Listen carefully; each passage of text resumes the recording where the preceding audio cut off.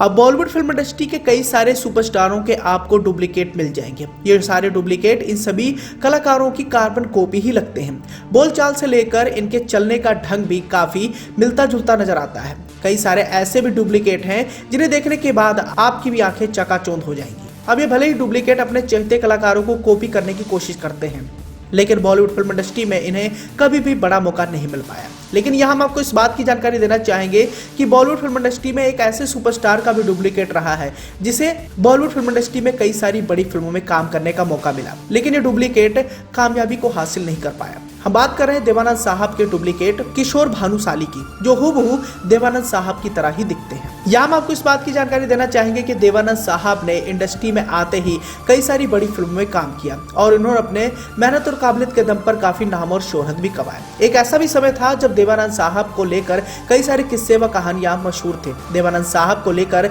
एक मशहूर किस्सा आज भी काफी ज्यादा फेमस है। अब अपने जमाने में देवानंद साहब फैशन आइकन माने जाते थे। फिल्मों से लेकर लुक्स तक हर चीज में देवानंद साहब का जलवा बरकरार रहता था। यूं तो अपने डायलॉग डिलीवरी के खास अंदाज के लिए मशहूर थे, लेकिन एक और चीज थी जिसकी वजह से उन्होंने खूब सुर्खियां बटोरी थी। वो था उनका काला कोट और उसे पहनने का खास अंदाज, और उनके इसी स्टाइल पर काफी ज्यादा बवाल भी हुआ। एक ऐसा भी दौर आया जब देवानंद साहब के पब्लिक प्लेस में काला कोट पहनने पर बैन लगाना पड़ा, क्योंकि देवानंद साहब को देखने के लिए लड़कियां छत से कूद पड़ती थी। अब ऐसे में आप भी समझ सकते हैं कि उस दौरान देवानंद साहब की क्या शख्सियत हुआ करती थी। और देवानंद साहब को हूबहू कॉपी करने वाले किशोर भानुशाली भी किसी पहचान की मोहताज भी नहीं रहे। एक तरफ जहां देवानंद साहब का निधन 2011 में हो गया, तो वहीं दूसरी ओर देवानंद साहब के तरह दिखने वाले किशोर भानुशाली आज भी बॉलीवुड फिल्म इंडस्ट्री में बरकरार है। साथ ही वो टीवी की दुनिया में भी काफी नामचीन कलाकार बन चुके हैं। 90 के दशक से लेकर अब तक उन्होंने कई सारी फिल्मों में साइड रोल भी किए, लेकिन उनकी एक्टिंग और बात करने का अंदाज एकदम देवानंद साहब से मिलता जुलता रहा है।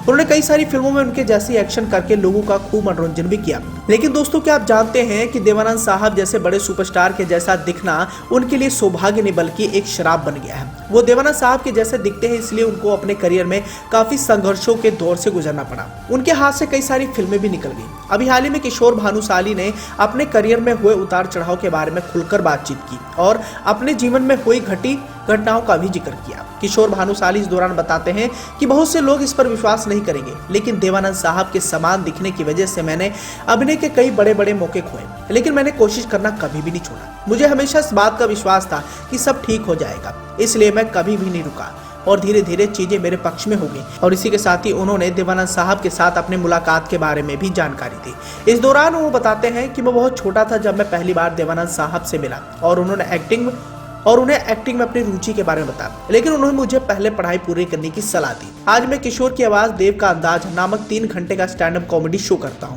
जिसमें कॉमेडी करने के साथ साथ मैं गाना भी गाता हूं। मैं अब 3 दशकों से ज्यादा समय से शो बिजनेस में हूं, तो ऐसे में आप भी समझ सकते हैं कि 3 दशकों से लगातार इंडस्ट्री में बरकरार रहने के बावजूद भी किशोर भानुशाली को काफी संघर्षों के कड़े दौर से गुजरना पड़ा। वो बिल्कुल हूबहू देवानंद साहब की तरह दिखते थे, लेकिन बावजूद इसके उन्हें इसका खामियाजा भुगतना पड़ा। वेल दोस्तों, जैसा मर्जी रहा हो, लेकिन उन्होंने 90 के दशक से लेकर अब तक कई सारी फिल्मों में देवानंद साहब के किरदारों को बड़े पर्दे पर दिखाने की कोशिश की है और इस दौरान दर्शकों का भरपूर मनोरंजन भी हुआ है।